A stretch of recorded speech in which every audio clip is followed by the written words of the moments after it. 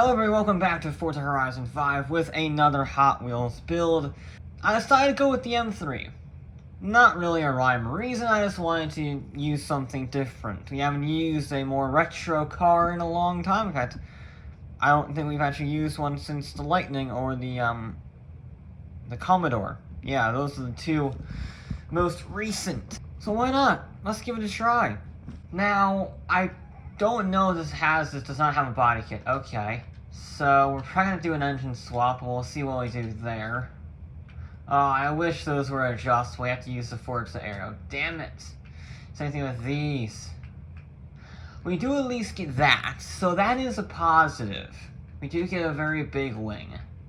We want the Hot Wheels racing tires. 255s aren't great, but it might mean we can get an enormous amount of power, which is good. We need that, all this. It is also very light, 2,400 pounds. That's insanely light. Alright, so we're in the middle of A class. I think we'll want the 7-speed as usual. Yeah, 2,400 pounds in halfway through A class, learn that. So, I6, 4-liter V8, racing V8, 5-liter V10. I think we're going to go with this, to be honest. I don't think the others can get enough power. This is another one where do I really want all the horsepower? I don't really think so. I mean, I don't know. I'm not really sure that gives us a huge benefit, that extra 100 horsepower. But we're going to leave it at that, because he has a PI and who really cares. So yeah, we have a lot of downforce, which is good on the back, which should help keep the rear end planted. We should have plenty of top speed. 215, that's probably traction limited in the game. You know, let me see something. Maybe get an extra set of gears in there helps the wheel spin. Not really. But we'll stick with the 7-speed then. Okay. So 1,300 horsepower, 2,700 pounds, a very good power weight ratio. It's the controllability that scares me.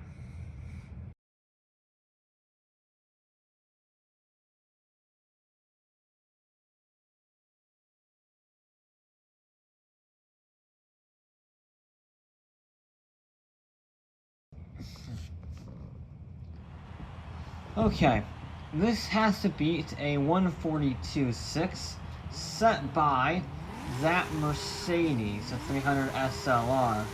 Now this is actually very similar to the 300 SLR. It has similar tire sizes, similar amount of horsepower. I don't think I actually used a full 1,200 on the SLR. Admittedly, that was a lot lighter. That was an awful lot lighter. And yeah, as you can see, it's quick.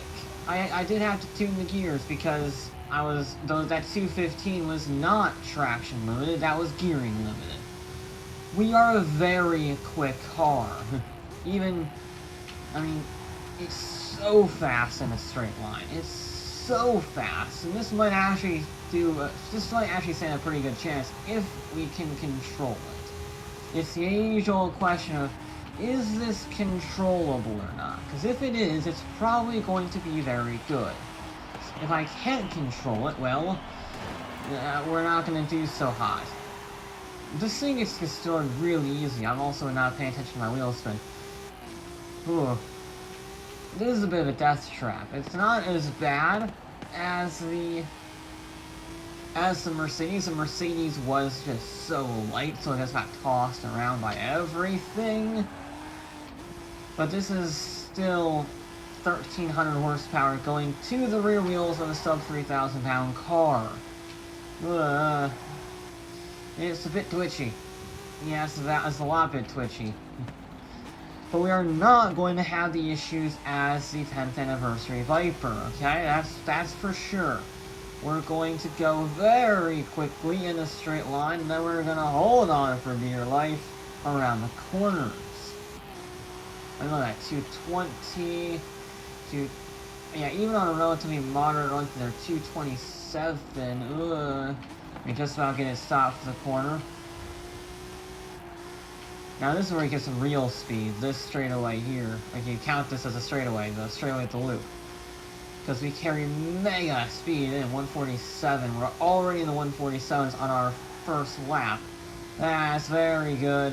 And this carry gets look at 230, 236. I was looking at the time. Ignore that. That's visual.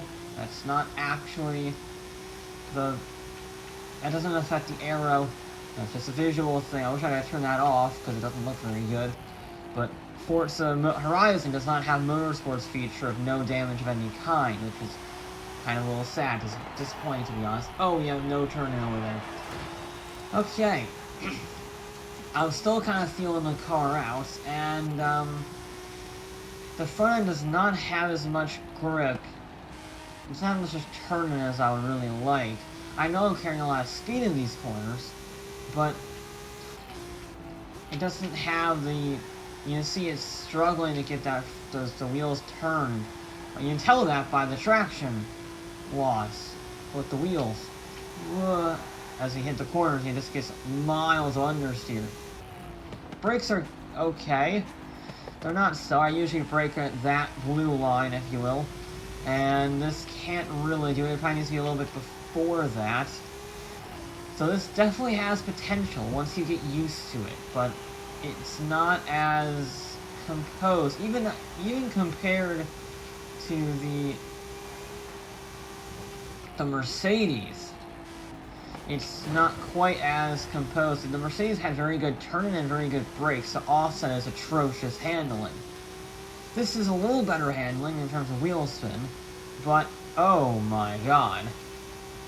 I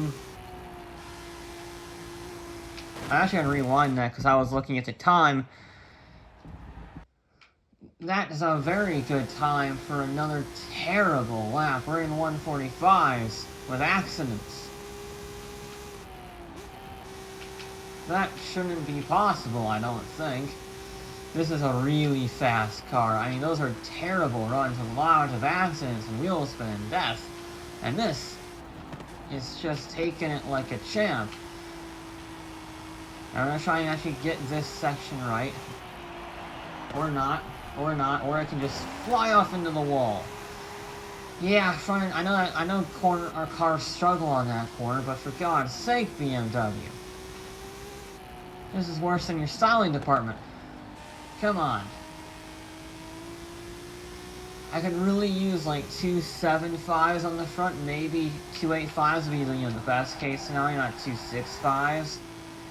Because it's just not turning in.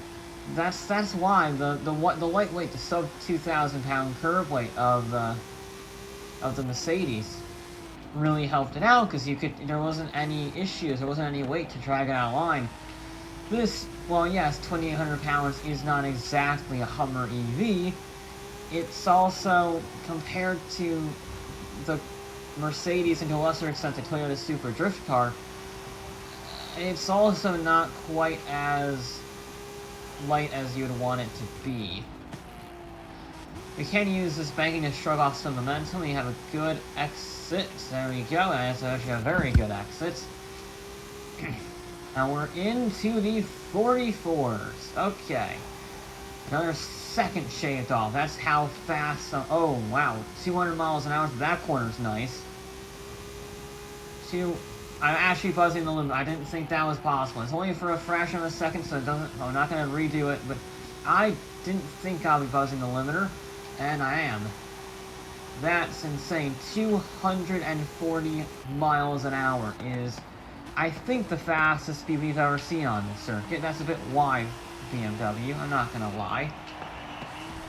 There we go. Finally got that corner right. A little bit of oversteer on the way out. Couldn't quite go full throttle when I wanted to, but that is to be expected with this vehicle. There we go. Okay, can we shave off another 2 seconds? I think that might be a tough ask. Okay. We're okay. Come on, compose yourself, BMW.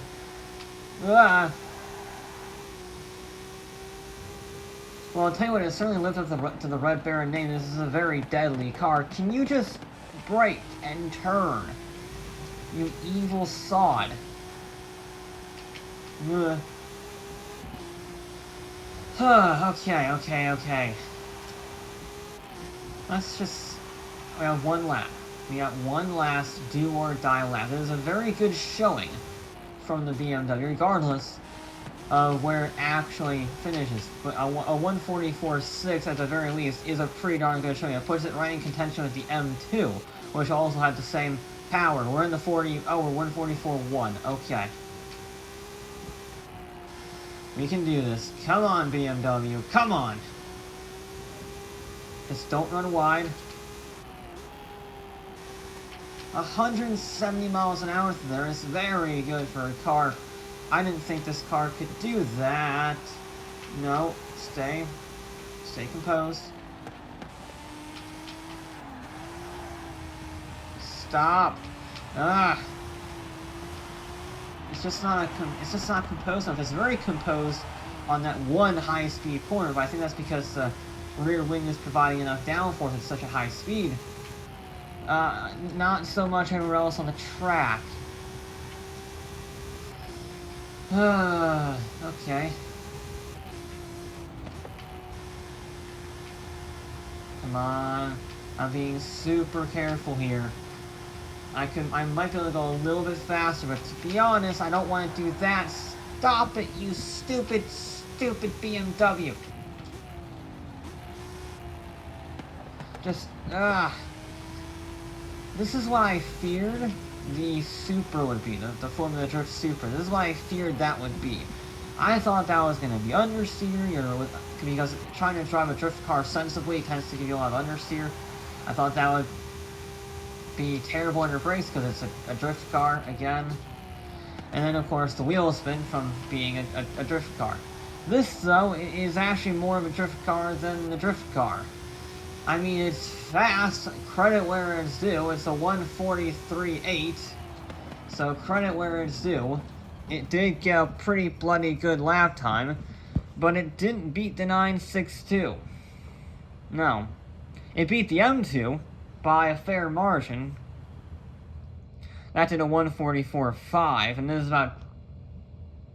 is exactly 0.2 of a second off of the 9.62. And then it's just way off the pace of the Mercedes and even, to a lesser extent, the Formula Drift car. It's just too oversteering. Of course, to be honest, I think the oversteer is not the main problem here. I think the main problem is the lack of turn-in.